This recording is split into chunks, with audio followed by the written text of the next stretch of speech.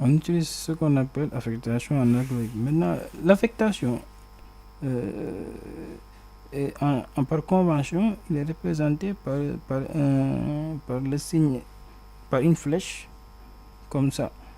Maintenant, dans d'autres documents ou bien dans d'autres universités ou écoles, vous pouvez voir ce signe, utilise ce signe pour représenter l'affectation. Ne vous inquiétez pas sur ça, mais ça c'est simplement par la convention, c'est ça l'affectation. Donc, si dans votre école, on vous oblige à utiliser ça, utilisez ça. Il n'y a pas de souci. Mais sachez que c'est ça qu'il faut utiliser pour l'affectation. C'est ça qui est reconnu en général par la Convention. D'accord. Maintenant, c'est ça l'affectation. Et donc, pour dire que l'objet variable x contient la valeur 2, ou bien a comme valeur 2, ou bien reçoit la valeur 2, on l'écrit de cette manière. C'est comme ça qu'on l'écrit. Et aussi, j'espère que il y a des gens qui ont pensé que dire que la x a une valeur a 2 comme valeur, ils vont le représenter comme ça, comme en mathématiques. Mais cette écriture en mathématiques, il veut dire que x est égal à 2, ou bien x a comme valeur 2, et a un autre sens en algorithme. Et ici, dire que la valeur x a comme valeur 2, dire que l'objet x a comme valeur 2, c'est l'affectation qui permet de le représenter. Mais l'égal des mathématiques signifie à un autre sens en algorithme. Ça reste toujours égal, mais pas comme l'égal qu'on le connaît en mathématiques. Vous allez voir ça après. On va l'apprendre. Maintenant, ça c'est un cas particulier de l'affectation. Pour le cas général de l'affectation, c'est qu'à gauche, il y a toujours l'objet. Et l'objet peut être une variable ou une constante. Et à droite, on a une valeur ou une expression. Maintenant, vous avez vu le cas, vous avez déjà vu le cas de la valeur. C'est là. Maintenant, c'est quoi une expression? Cette écriture et cette écriture, c'est la même chose. 1 plus 1 est égal à 2. Mais la seule chose qui nous différencie, parce que c'est que la valeur sur cet exemple, il est écrit en utilisant une expression. Une expression, c'est une écriture qu'on calcule pour pouvoir trouver le résultat.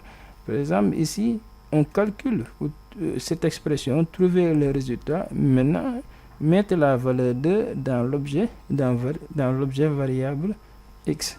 Alors que là, on ne calcule pas, on reconnaît on reconnaît l'entier 2. Maintenant, on prend l'entier 2, on le met dans l'objet variable x. Et c'est ça qu'on appelle une expression. Et ça, c'est ça qui différencie une expression d'une valeur. Une valeur, on a déjà la valeur. On calcule pas. On ne le calcule pas. On a la valeur et on travaille avec. Mais une expression, il faut d'abord calculer cette expression et trouver le résultat pour pouvoir continuer le travail.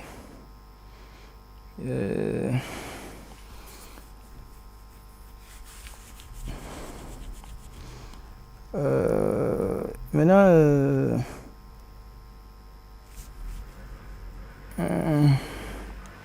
c'est ça l'affectation. Je vais vous donner un autre exemple sur l'affectation. Par exemple, notre exemple d'objet de la séance 1. Ce que vous voyez là, c'est notre objet. Et on voit un carton et à l'intérieur des livres. C'est ça que vous voyez.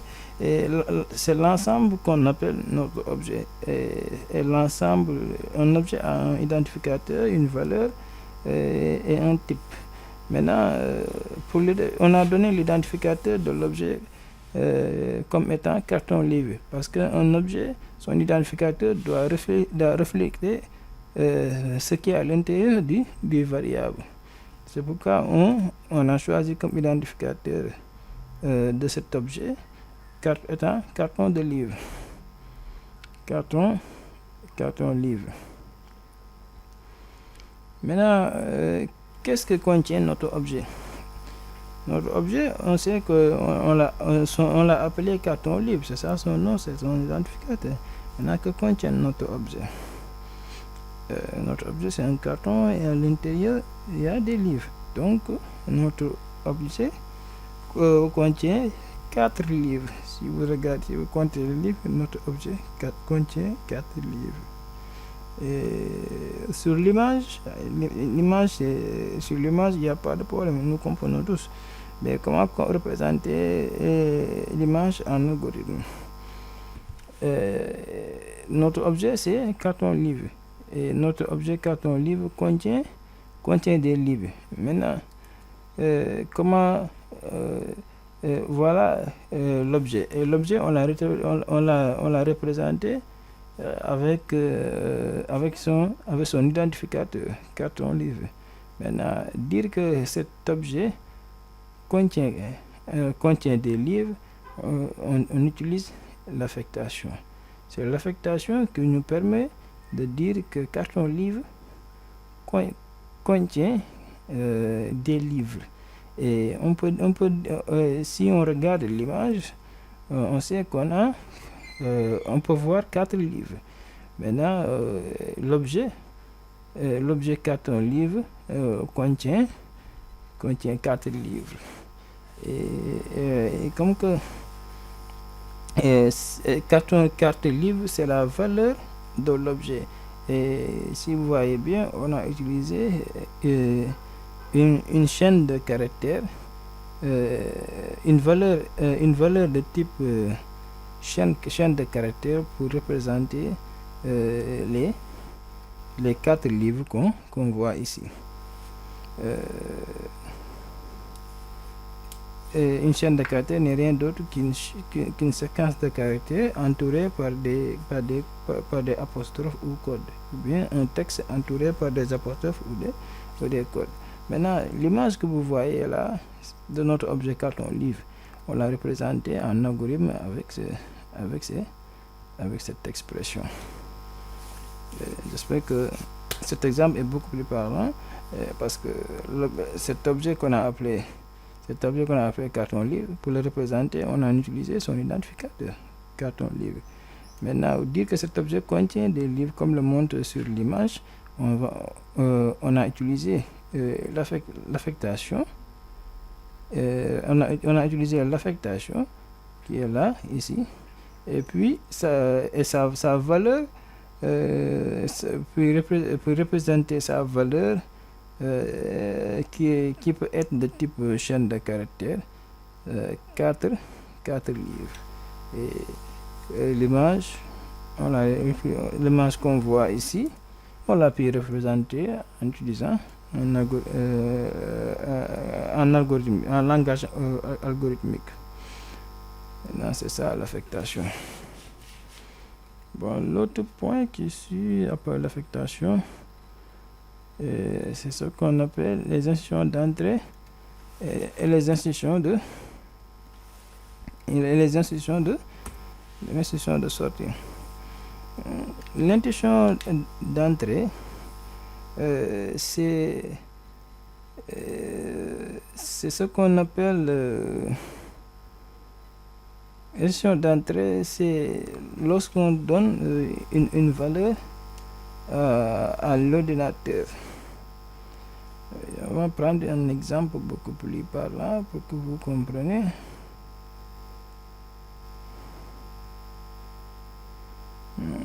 c'est sûr